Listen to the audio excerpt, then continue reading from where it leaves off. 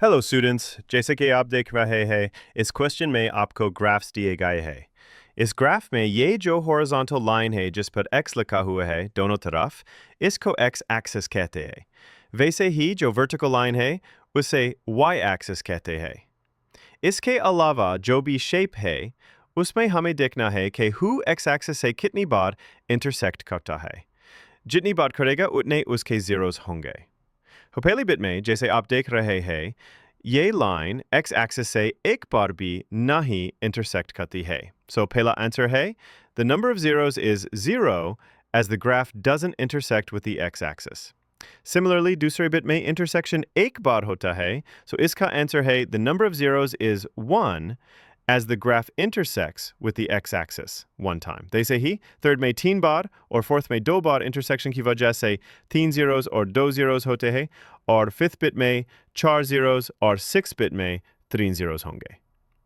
इसके साथ हमारा फर्स्ट क्वेश्चन कंप्लीट होता। अगर कुछ भी डाउट हो तो कमेंट में ज़रूर बताएं।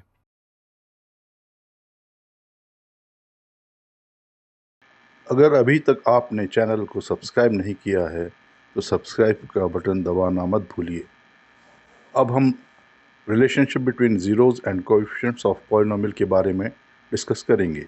इससे पहले आपने देखा था कि linear polynomial ax plus B का 0 माइनस बी बाई ए होता है। अब हम बात करते हैं क्वाड्रेटिक पॉलिनोमियल्स के ज़ीरोज़ और उनके कोएफिशिएंट्स के बीच में संबंध की। अगर polynomials ax square plus b x plus c है तो उसके sum of roots minus B by a product of roots c by a है। चलिए एक एग्जांपल सॉल्व करते हैं जिससे हम इस कॉन्सेप्ट को और क्लियर तरीके से समझेंगे। Question, find the zeros of the quadratic polynomial x square plus 7x plus 10 and verify the relationship between the zeros and the coefficients। Class 9 में आपने फैक्टराइजेशन सीखा था, तो फैक्टराइज करने का क्या तरीका है? X square plus 7x plus 10, इसमें मिडिल टर्म को हमारे पास मिडिल टर्म ये है 7x है, इसको दो पार्ट्स में स्प्लिट करते हैं, जिसको ऐड करने पर 7 आएगा और प्रोडक्ट उसका 10 होगा। तो इसमें जो है 5 और 2 परफेक्ट नंबर्स है, 5 प्लस 2 7 होता है और 5 इंटू 2 10 होता है। तो अब हम इसको लिखेंगे X square plus 2x plus 5x plus 10 equals to 0।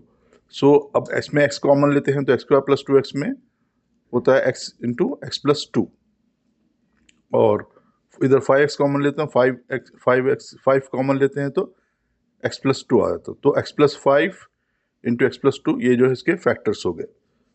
तो इसमें जो है x प्लस ये फैक्टर्स को क्या करना पड़ेगा आपको? Equal to 0, X plus 5 equals to 0, X plus 2 equals to 0।